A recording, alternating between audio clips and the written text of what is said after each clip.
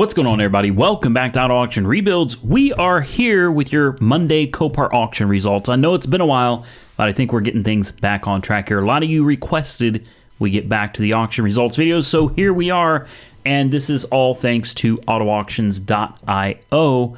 This is the place you want to go to find the true history of your next vehicle. That's right, not just salvage vehicle, but your next vehicle. Lots of clean title vehicles get run through these auctions. Some of them look like they should have been salvaged. So do yourself a favor, save yourself some money and a lot of heartache. Check out autoauctions.io before you purchase your next vehicle. Number one on my list was the 2014 Toyota Tacoma that ran and drove. I'm actually kind of surprised it went for $9,600. Obviously, it's salvaged, insurance company. Estimated repair cost, $21,391. This thing had some pretty significant front end damage. Looks like frame damage for sure, but I'm guessing somebody was going to go ahead and, get in there with a porta power or something, straighten that out. 4x4, 4-liter, 6-cylinder. Damage ratio was 77% with 89,000 miles on the clock. It was a nice truck. But look at that front end right there, guys. Like, really? Well, I don't want to speculate. Who knows? Maybe somebody's going to fix it right. Or maybe it's going to be put together as cheap as possible and, put back on the street. Either way, I forgot about this. Look at this wheel back here. Look at this. Totally forgot that it had damage back there as well. This thing was just in rough shape, guys. Truthfully, I am really, really surprised that it went for 10 grand. But it is what it is.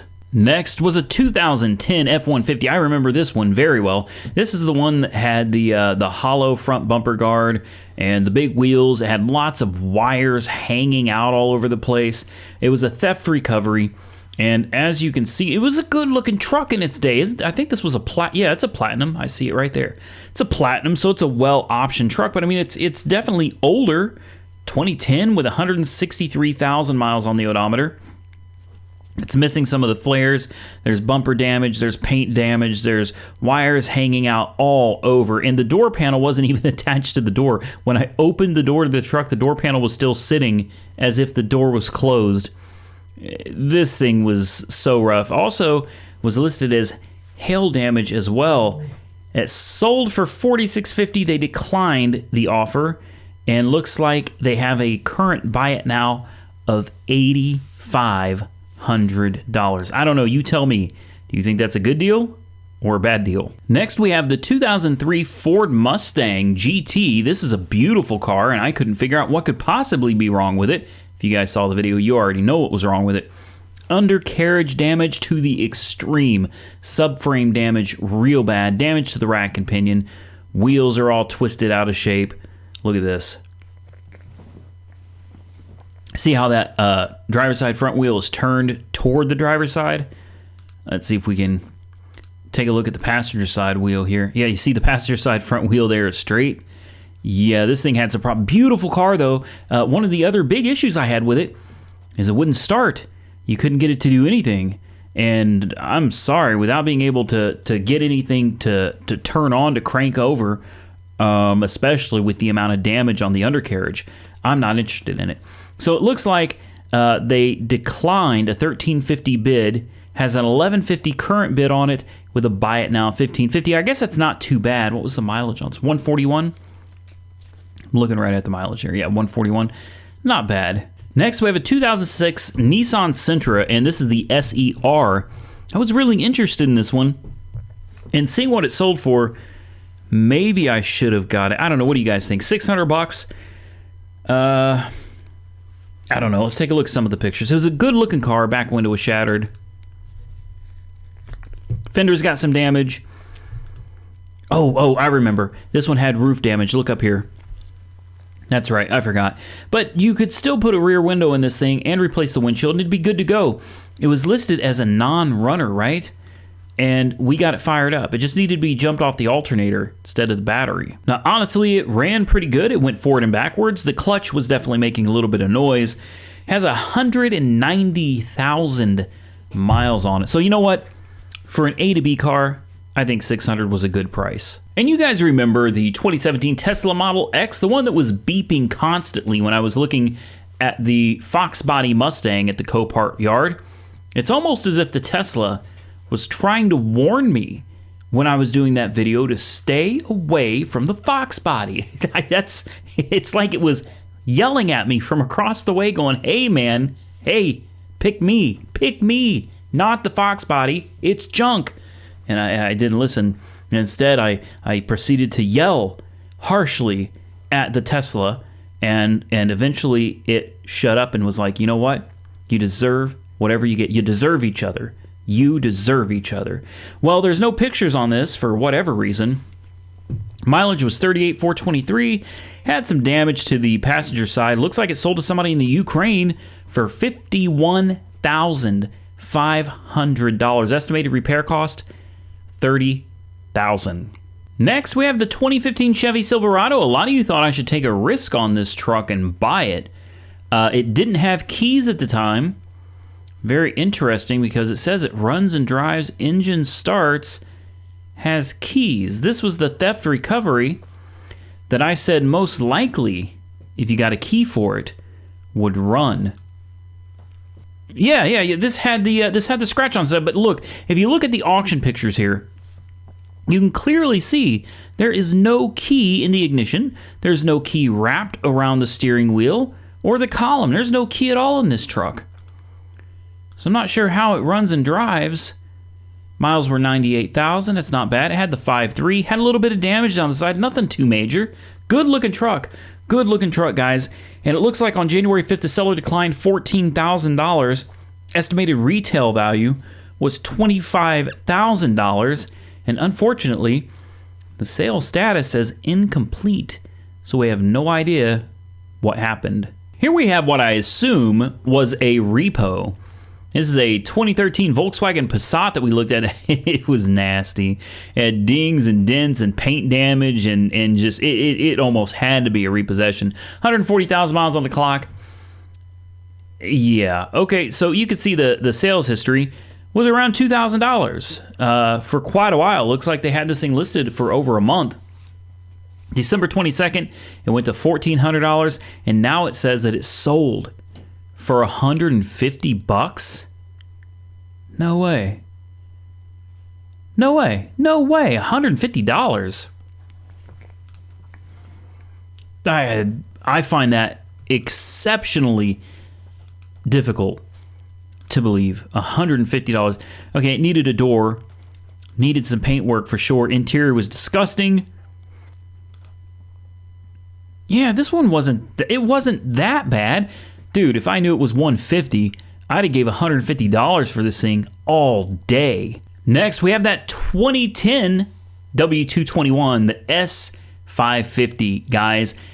I really liked this car. No keys, and of course, lots of fire damage.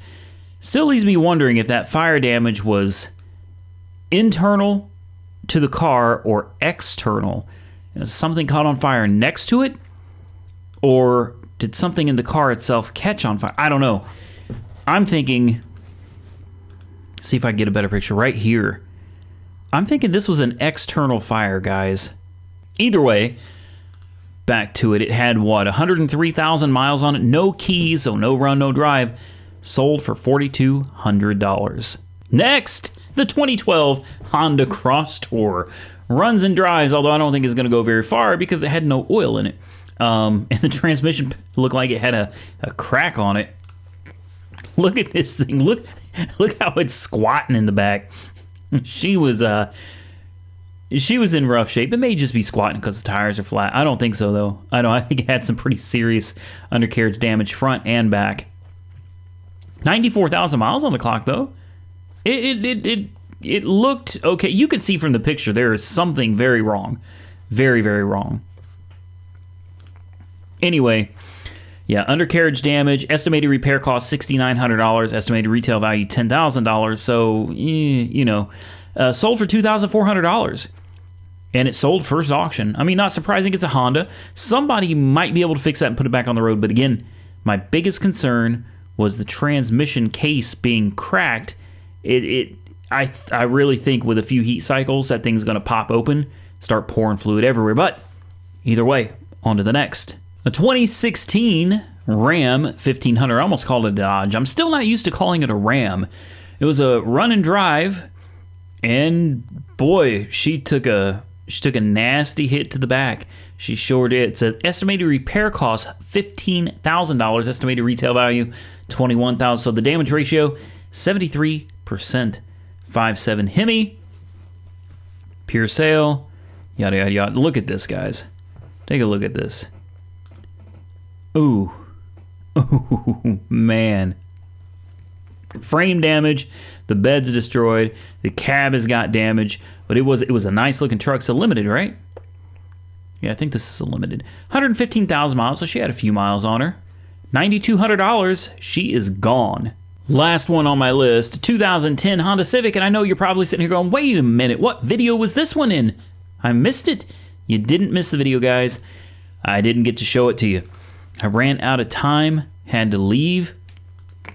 But just so you know, this one was on my list. Why? I don't know, really.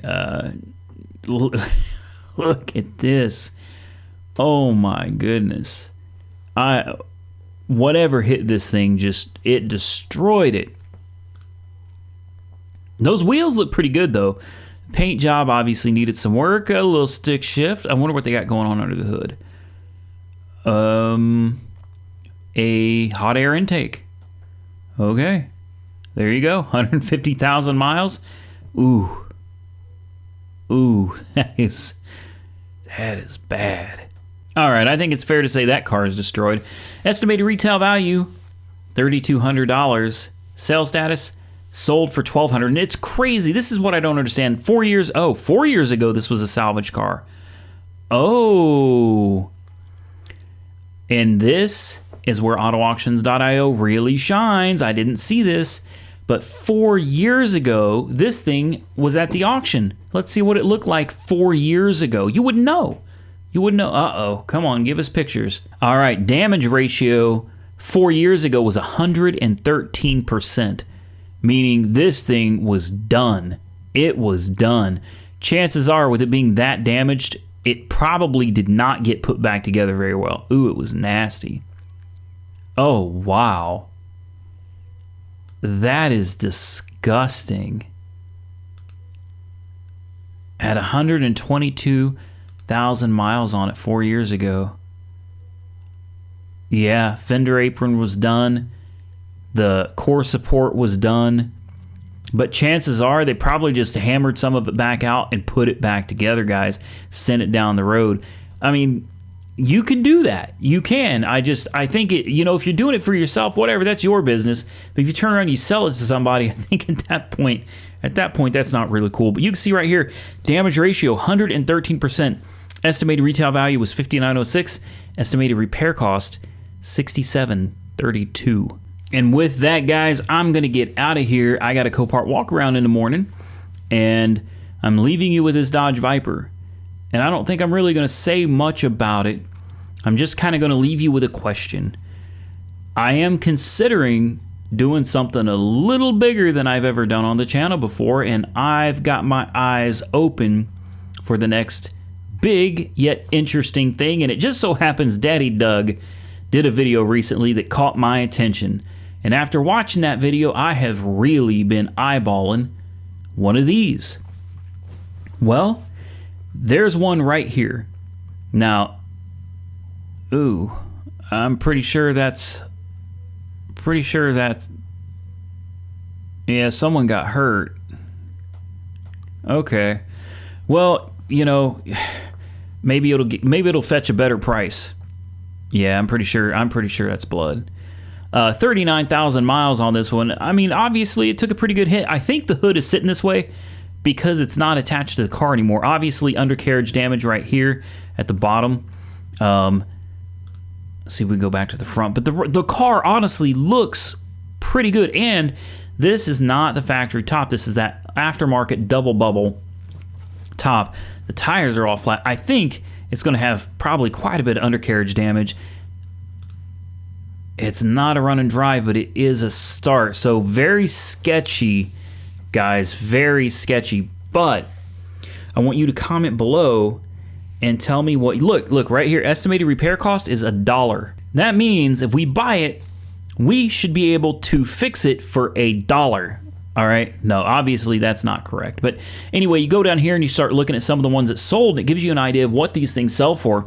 This one sold for $25,000. This one sold for $20,000. This one sold for $18,000. This one sold for $12,000. $12,000, that's awful cheap. Wow. What was wrong with this? I'm sorry, I just got sidetracked for a minute. I got to see why this thing sold for $12,000. It's the right color too, Viper red.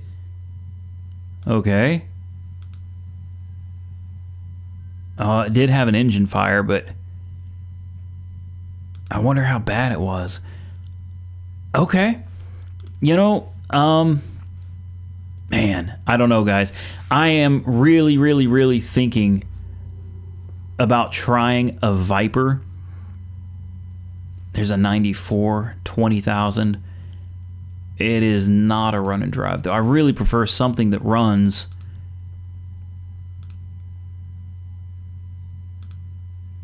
Yeah, I like that. I like that. Okay, 20 grand. Oh, I didn't see. That one's pretty bad. You know, here's the thing. I would never pay $20,000 for one of these wrecked like that. Wouldn't happen. Absolutely wouldn't happen. Here's one that went for $13,000. That seems a little more fair, but it looks like it's leaking its fluids everywhere. You know, who knows? Could need an oil pan. Guessing this is all undercarriage damage. Yeah, okay, $13,000, something like this. Obviously, it's got some problems. I'd be willing to do that. I got no problem with that. $13,000, $14,000, $15,000.